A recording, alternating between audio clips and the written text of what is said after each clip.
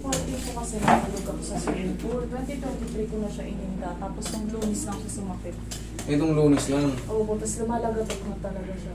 Ngayon, paano siya sumasakit, ma'am? Kahit nakasimpleng ganyan ka lang. Hindi naman po. Pag Paano? kumakain po siya kapag ninangang ko siya ng malaki. Okay. Sige. Ngayon, ang naging diferensya niya nung nalaglag ka ron sa ano. Opo. Yun lang natatandaan mo. Opo, yun lang naman po. Wala naman po. Yun ka na. Ano, Masakit? Oo. Okay. Yan ang dapat i-adjust. Kailangan, siyempre, pag gumanga tayo, kahit todo penetrate yan, okay lang. Pero kay ma'am, aawat na agad. Dito ka, ma'am.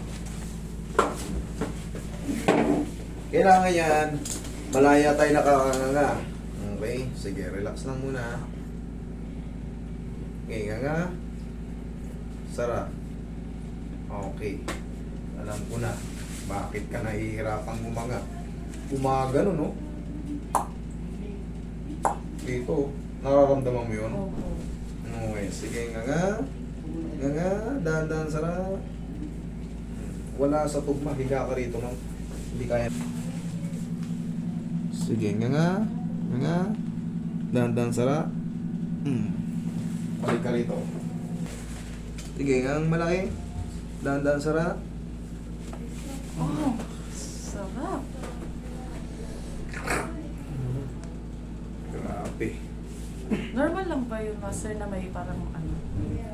Ngayon, magiging normal na yung mga popping clicking kasi hindi porkit ano, meron tayong tinatawag na articular cartilage dyan na hindi nakakabalik. Pero, ang mangyayari niyan, pop lang, pero walang pain. Hindi katulad dyan, sa'yo, nagpa-pop, tapos, ouch, sakit.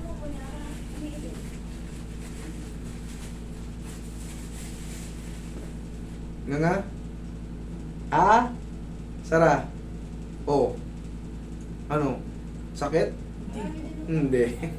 Tignan mo, napipenetrate mo na. Opo. Oh, sige Kaya nga. medyo tumutunog pa rin po siya. No problem. Nga. Sara. Oh. Yung ganito yan, mama.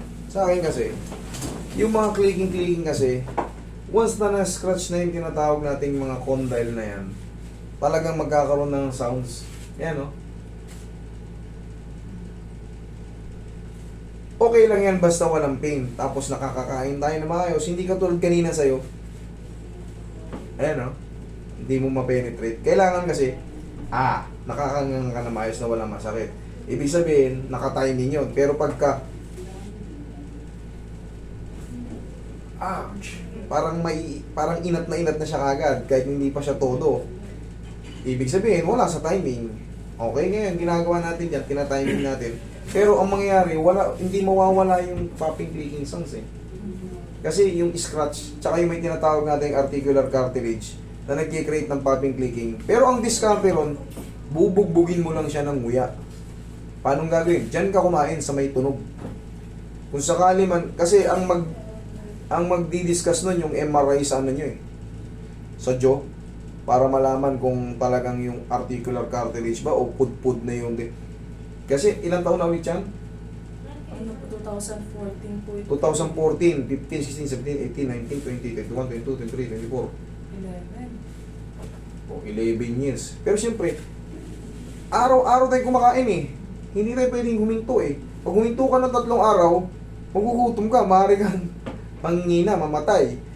Kahit may tumutunog siya, kinakainan natin. Kahit wala siya sa timing, kumakain tayo. Ngayon, napasama nung Lunes, siguro may kinain kang matigas, lumusot ng ganon, mamamaga yung tinatawag nating mga pterygoid muscle, yung muscle natin dyan, tsaka yung tinatawag na master muscle dito.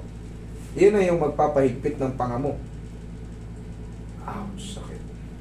Pero ngayon, Sara. Oh. Wala na. Oh, yun lang yun. Parang nawala rin lagatok. Oh. Oh, nawala. Buti nga nawala eh. Ngayon, mag-iingat tayo sa paghihikab. Ganito. Hikab ka. Yan ang tamang paghikab, ha? Okay na? Opo. Thank you so much.